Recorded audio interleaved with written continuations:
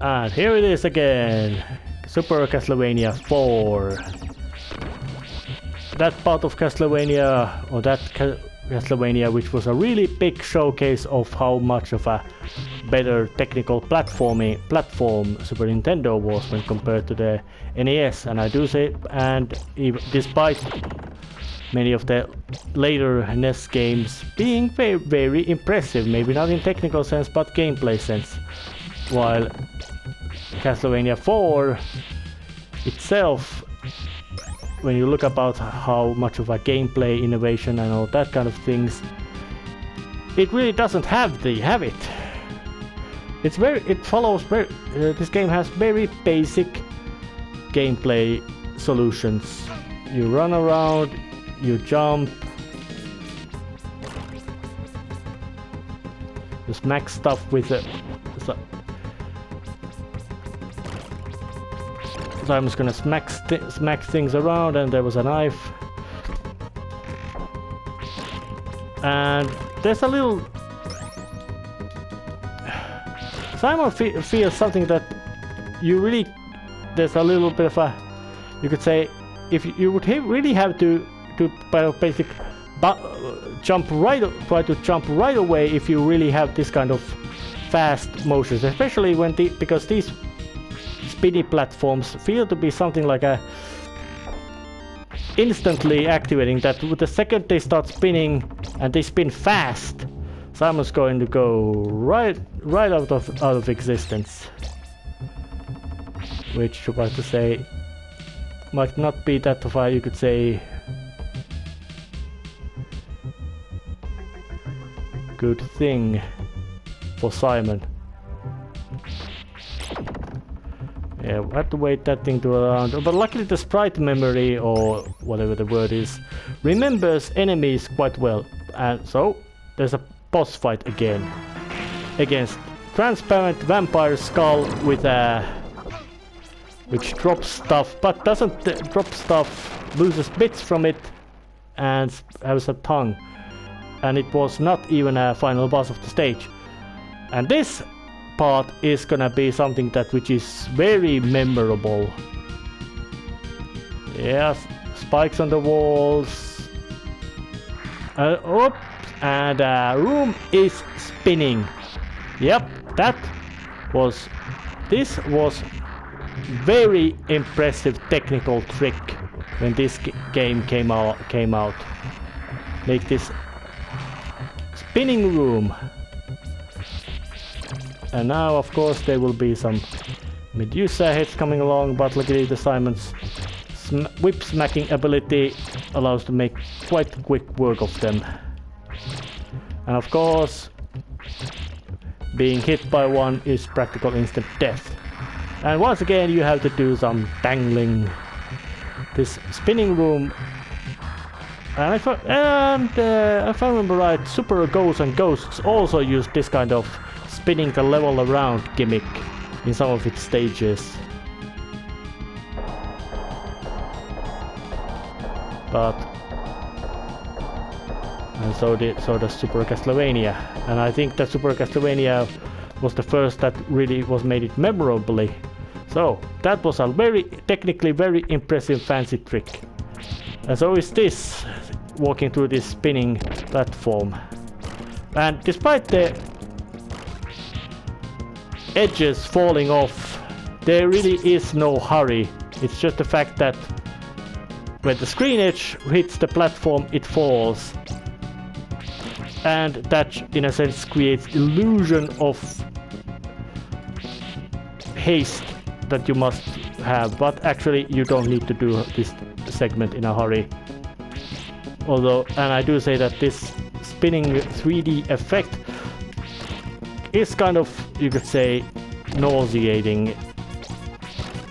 This might have been one of the first times when especially once it starts to go spin real fast, that, oh yeah, doesn't look nice. And I'd say that, yeah, technically nowadays it looks pathetic, but at the scale of this era this came out, that was a mind-droppingly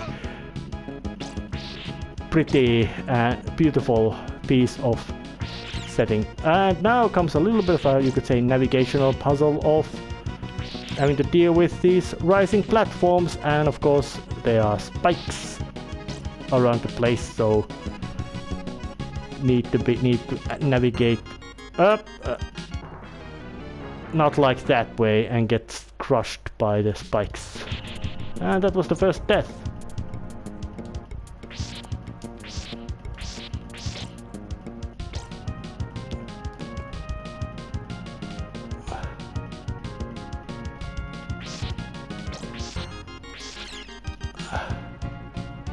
Yep, not to this platform.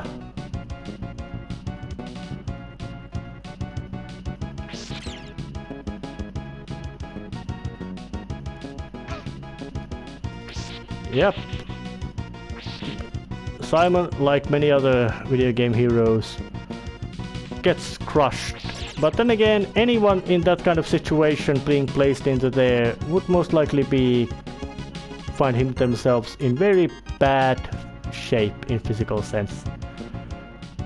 And now comes a bit where Simon has to actually navigate upwards with these rising platforms, and of course naturally avoid being smushed against the roof, but luckily there's no spikes, so regular contact with the roof does no damage.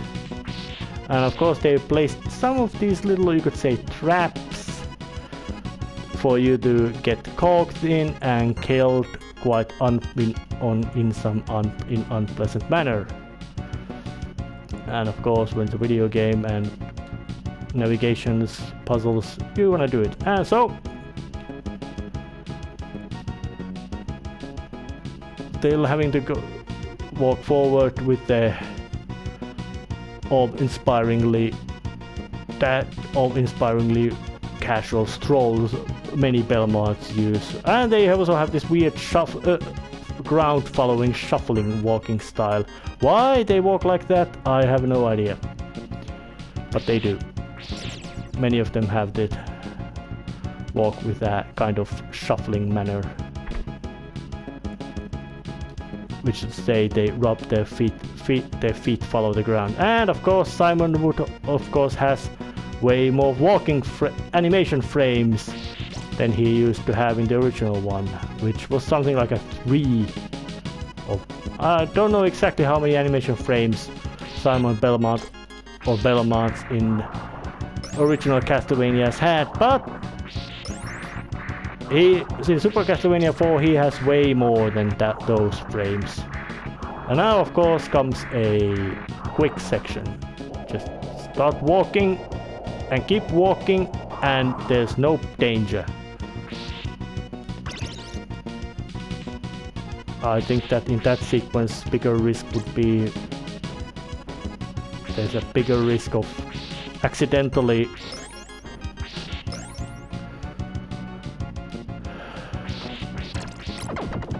falling into or crushing yourself against the roof by taking the wrong turn instead of just regularly failing to go. But here comes another. More boss, darkened floor, stones falling, and it's a giant pixelated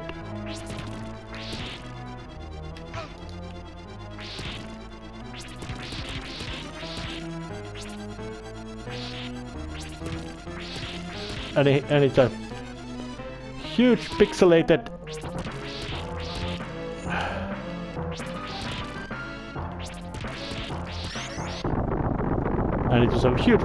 block monster which now grows into huge size with a nice effect and then just goes. Now he looks awesome with the air slash strike.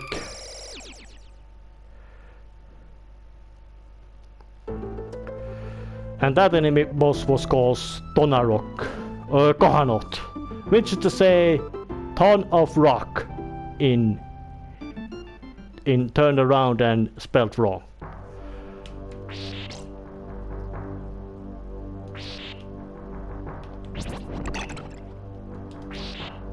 And this stage introduces you could say, all those really annoying fleaman enemies that just keep pestering Simon around. And no, that place doesn't lead anywhere, it's actually dead end. And timer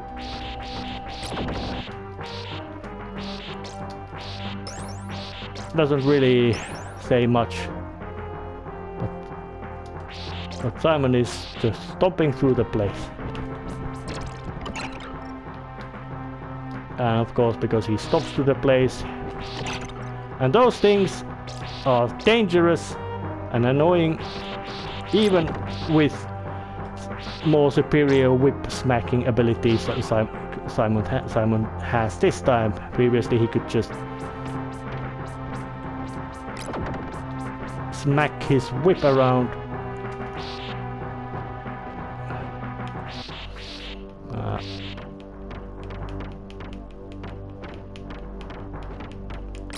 Yeah, let's use the whip spinny attack to just handle through that. Don't you even think about doing some sort of nasty sudden charge attack at me. And same applies to you, that I'm focusing. But got through that little modest piece of platforming. And there's now this wobbly cave. And for some reason, Super Castlevania still had timer in it. But all this little swifty roof background really says something, tells of approaching something. And there's a staircase leading to a nice paved road,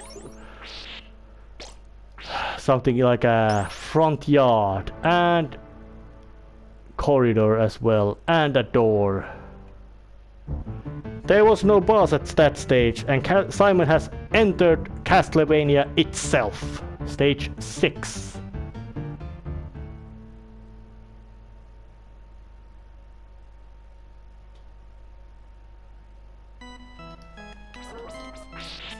So, entrance hall of the Castlevania is here. So it's time to end this episode right here. See ya next time. See ya.